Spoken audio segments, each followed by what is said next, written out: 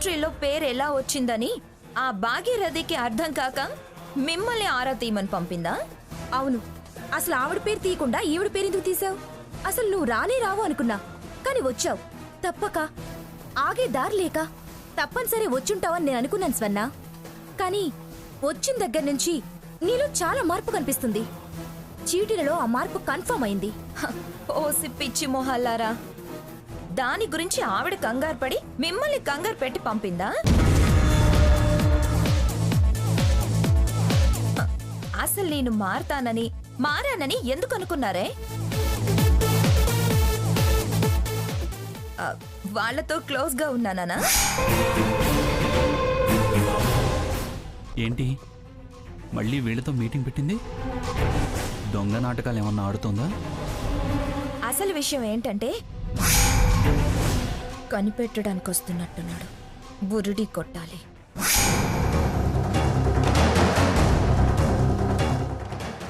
ఏంటే ఎందుకు అలా చేసావు ఇలా చేసావని నన్ను నిందిస్తున్నారు? అసలు నన్ను అడగడానికి మీరెవరే? నా ఇష్ట ప్రకారం నేను నడుచుకుంటాను. ప్రశ్నించడానికి మీరెవరు?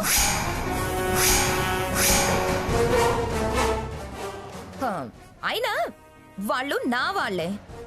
నా వాళ్ళకి కాకపోతే మీకు మేలు చేసి ఆ భాగీరథిని ఎందుకు గెలిపిస్తాను?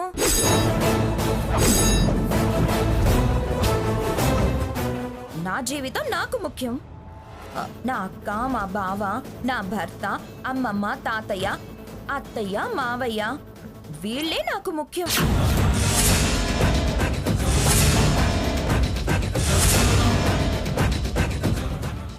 వాళ్ళ శత్రువుకి సాయం చేసి నేను నా వాళ్ళకి శత్రువుని కావాలా? నేను నా బిడ్డ అన్యాయం అయిపోవాలా? ఏంటి నువ్విలా ప్లేట్ ఫిరాయిస్తున్నావు?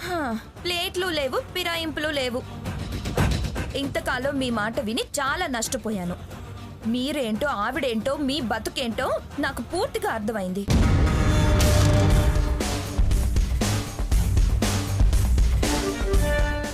అందుకే బుద్ధి తెచ్చుకొని నా వాళ్లతో జత కట్టా.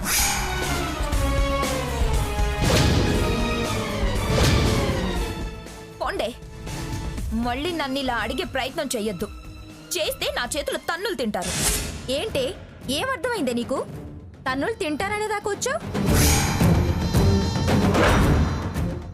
నువ్వు వాళ్ళని తిట్టి మా సాయం కోరి మా వెంట తిరిగావు, కానీ మేమే నీకోసం రాలేదు. పోండే దొంగ మహల్లారా, నేను రాలేదు.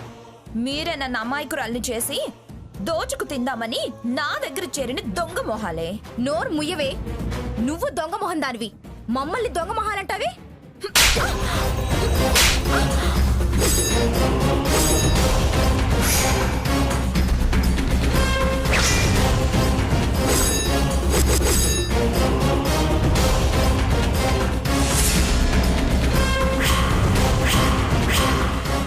నన్ను దొంగ మొహం అంటావా?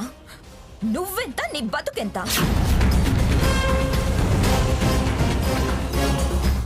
నిన్ను ఆగవే, ఆగండి. అది దాని స్వార్థం చూసుకుంది. ఇంకా ఇలాంటి దాంతో మనకు అనవసరం. అవసరమైన నాళ్ళు మనల్ని వాడుకుంది. ఇవాళ ఇలా రివర్స్ అవుతుంది. పద. స్వర్ణ, నన్నే కొడతావు కదూ? కొట్టడం కాదు, ఇంకా నిలబడితే చంపి పారేస్తాను. పొండే అవతలికి.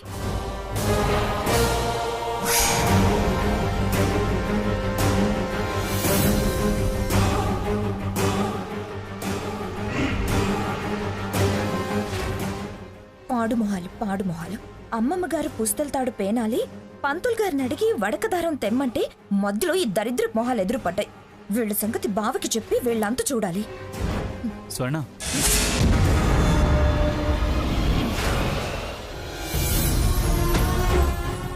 బావా నువ్వెప్పుడొచ్చావు? నువ్వు వాళ్ళతో గొడవ పడేటప్పుడు. బావా బాగా బుద్ధి చెప్పావు. నా స్వర్ణలో ఈ మార్పు నాకు చాలా ఆనందంగా ఉంది. ఎప్పుడూ ఇలాగే మన కుటుంబం కోసం ఆలోచించు స్వర్ణ. బావా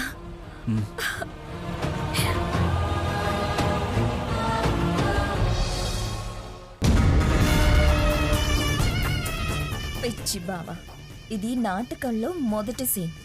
క్లైమాక్స్ మరోలా ఉంటుంది. పద బావా, వడకదారం తీసుకొని వెళ్దాం. అవును, నువ్వు సరుకుల కోసం వెళ్ళి మళ్ళీ వచ్చావే? నా స్పెట్స్ మర్చిపోయాను. అలాగా? నా మతి మరుపు ఒకందుకు మంచిదే అయింది. నా స్వర్ణ మనసు తెలుసుకునేలా చేసింది. మార్పు అనివార్యం అంటారు. ఇందుకే బావా, పద వెళ్దాం.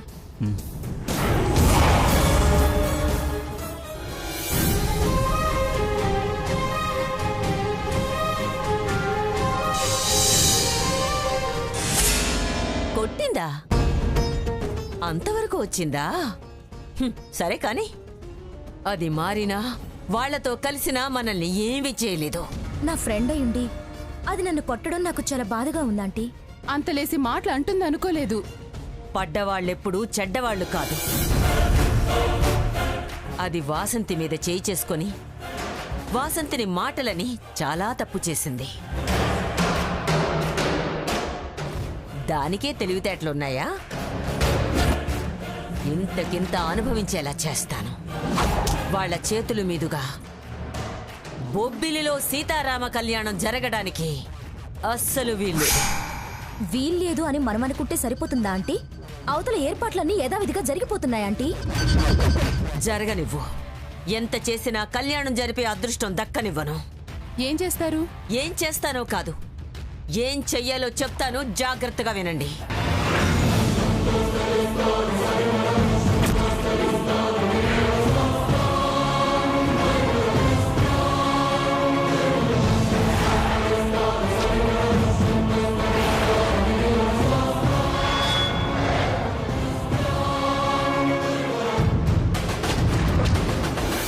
నేను చెప్పింది తూచా తప్పకుండా మీరు అమలు చెయ్యాలి. కళ్యాణం దానంతట అదే ఆగిపోతుంది. ఆ మంగమ్మ మొహం మాడిపోతుంది. వెళ్ళండి.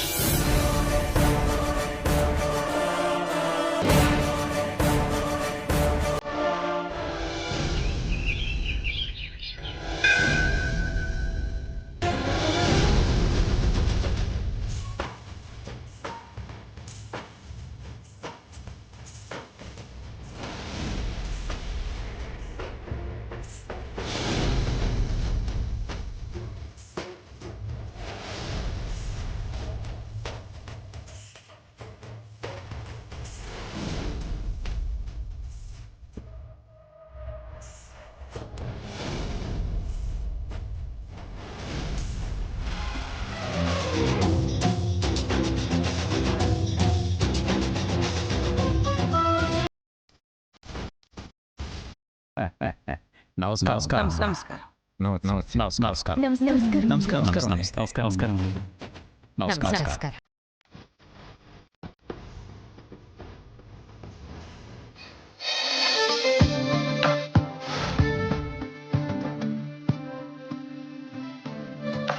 నా నియోజకవర్గ ప్రజలందరికీ శ్రీరామనవమి శుభాకాంక్షలు.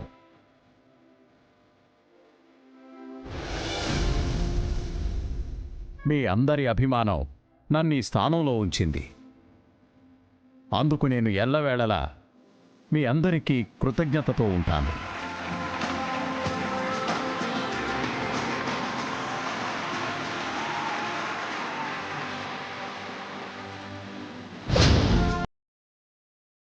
ఈ సంవత్సరం జరగబోయే కళ్యాణానికి ఓ ప్రత్యేకత ఉంది.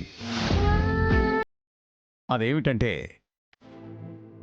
ఓ ఆదర్శ మహిళగా, ఓ పారిశ్రామికవేత్తగా పేరుగాంచిన శ్రీమతి పిఠాపురం మంగమ్మ గారు ముఖత మనతో చాలామందికి పరిచయం లేదు. వారు కుటుంబ సమేతంగా మన బొబ్బిలికొచ్చారు.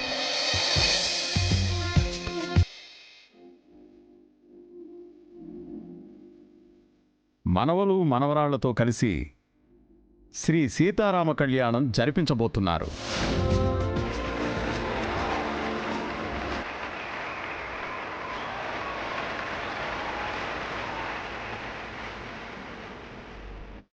వారి రాకకు ఈ కార్యక్రమానికి కారణమేంటో తెలుసా? వారి మనవరాలు శ్రీమతి పిఠాపురం సీతామలక్ష్మి గారు త్వరలో మన పొలిమేరల్లో ఉన్న శ్రీరామభద్రపురంలో వారి అమ్మమ్మ గారిలా హెర్బల్ మందుల కర్మాగారం నిర్మించబోతున్నారు.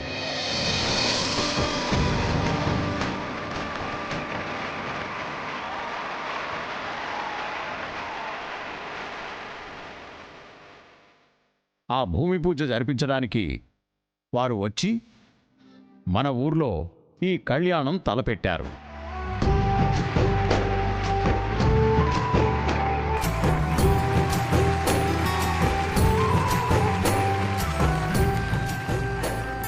బొబ్బిలి అంటేనే పులి, పులంటేనే బొబ్బిలి. పౌరుషాల గడ్డ, రోషాల బిడ్డలకి కన్న తల్లి ఈ బొబ్బిలి. మంగమ్మ గారు, సీతామలక్ష్మి గారు కూడా రోషానికి పౌరుషానికి ప్రతీకలని విన్నాను.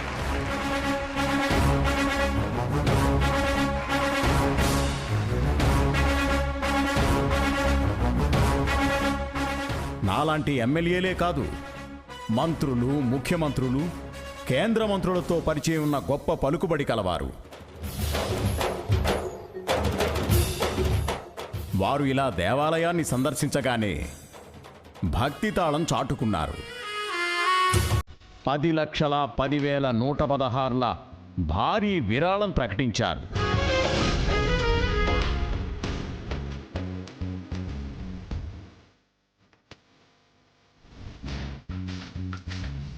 అంటే వారి మనసు ఎంత మంచిదో మీరే అర్థం చేసుకోండి.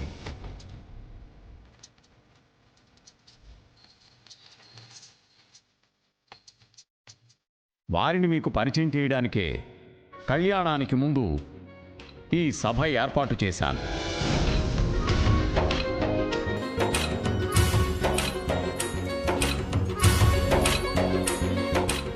అయ్యా ఎమ్మెల్యే గారు, నాదో విన్నపం.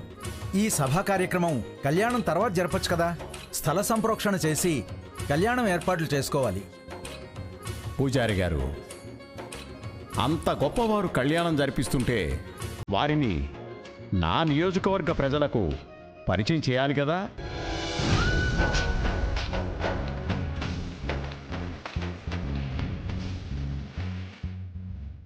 అయినా కళ్యాణానికి చాలా సమయం ఉంది కదండి. అందుకేగా అందరినీ ముందు రమ్మన్నది, నేను వచ్చింది. అతిథుల్ని మనం ఎంత అభిమానిస్తామో, ఎంత గౌరవిస్తామో వారికి తెలిసేలా మన మాజీ ఎంపీ గారైన భాగీరథి దేవి గారిని కళ్యాణ వేదిక దగ్గర ఎటువంటి ఆటంకం, అవరోధం లేకుండా కళ్యాణం జరిపించవలసిందిగా ప్రార్థన. అటు వారిని ఇటు వీరిని వేదిక మీదకు రావాల్సిందిగా కోరుతున్నాను. ఇది సర్దార్ తాండ్ర పాపారాయుడి గడ్డ, రాజా నిర్వాణ రాయుడప్ప గడ్డ. రండమ్మా, రండి. ప్రజలకి మీ విజయాల గురించి కాస్త వివరించండి.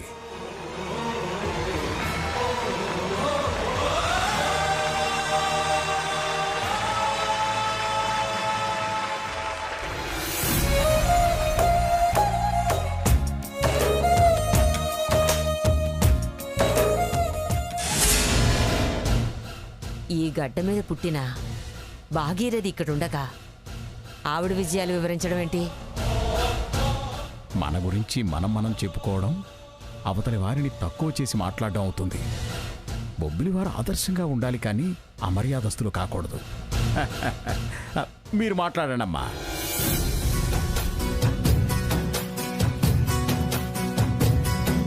బొబ్బిలి వాస్తవ్యులందరికీ దుర్ముఖి నామ సంవత్సర మరియు శ్రీరామనవమి శుభాకాంక్షలు. ఎమ్మెల్యే గారు నా గురించి చాలా గొప్పగా చెప్పారు. మీ మంచితనానికి అది నిదర్శనం.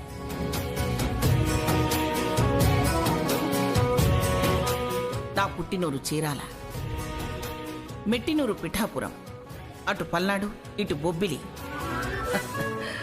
అందుకేనేమో నాకు ఈ ఊరంటే చాలా ఇష్టం. ఇక్కడి అక్కడి వీరమాతలే నాలో పట్టుదలను పెంచారు. మీ అభిమానం, ఆపేక్ష నన్ను ఈ ఊరికి తీసుకొచ్చే అనిపిస్తుంది. ఈ ఊళ్ళో సీతారాముల కళ్యాణం చేసి అదృష్టాన్ని కలిగించాయి.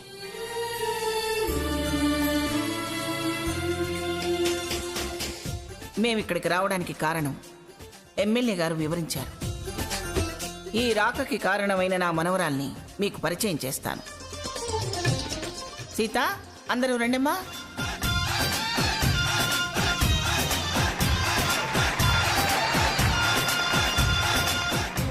రండమ్మా. రండి. తను నా పెద్ద మనవరాలు సీతామహాలక్ష్మి. తన చెల్లెలే నా రెండో మనవరాలు స్వర్ణలత. వీరు మా వారు, రిటైర్డ్ జడ్జి. మంగా, నా పరిచయం నేను చేసుకుంటానులే. అందరికీ నమస్కారం. నా పేరు పిఠాపురం జగన్నాథం, రిటైర్డ్ జడ్జిని. మా పెద్ద మనవడు రఘురాం, సీతామహాలక్ష్మి భర్త. చిన్న మనవడు సాకేత్, స్వర్ణలతాదేవి భర్త.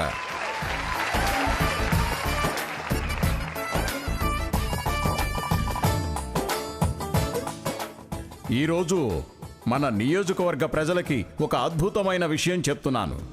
మీరందరూ కూడా జాగ్రత్తగా వినండి. ధన్వంతరి ఆయుర్వేద విజ్ఞానంలో ఎన్నో పరిశోధనలు చేసి మన సీతామహాలక్ష్మి గారు ఒక కొత్త మందు కనిపెట్టారు. అమ్మా సీతామహాలక్ష్మి, మీరు కనిపెట్టిన ఆ కొత్త మందు వివరాల్ని మన నియోజకవర్గ ప్రజలకు తెలియజేయండి. నేనేదో కనిపెట్టాను అంటున్నారు. అదంతా నా గొప్పతనం కాదు. ఆయుర్వేదంలోనే వేదం ఉంది. వేదకాలం నుంచి వైద్యం ప్రాచుర్యంలో ఉంది.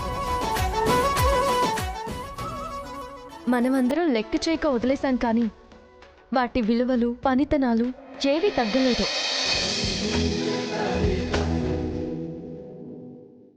అలాగే అమ్మమ్మల్ని, తాతయ్యల్ని వద్దనుకుంటే వాళ్ళ గౌరవాలు తగ్గవు.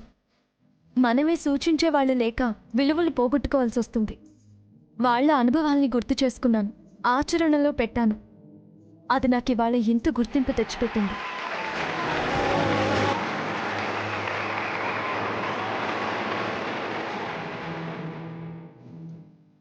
సామెతలు నవ్వుకోవడానికే అని అందులో చెప్పిన మాటల్ని అస్సలు పట్టించుకోవడం లేదు. అమ్మ మాట చద్దెమూట అనేది ఒక్కటి చాలు.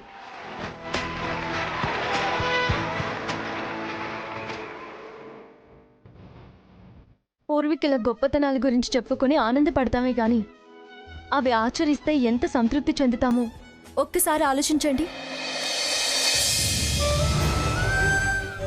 నేను అమ్మల మాటల్లోని, తాతమ్మల మాటల్లోని అర్థాన్ని గ్రహించి ఈ మందుల్ని తయారు చేశాను.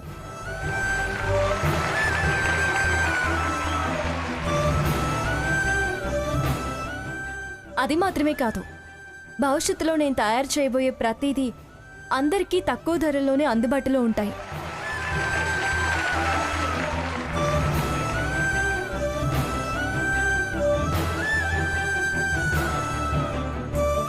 మాకటి దేవుని ఆశీర్వచనాలతో పాటు ఇటు మీ ఆశీస్సులు అందించి మమ్మల్ని దీవించండి. ఈ అవకాశాన్ని నాకు అందించినందుకు అందరికీ థ్యాంక్స్. సెలవు. అందరికీ శ్రీరామనవమి శుభాకాంక్షలు. సీత నా భార్య అనే కన్నా సీత భర్త నేను అనిపించుకోవడం గర్వంగా ఫీల్ అవుతాను.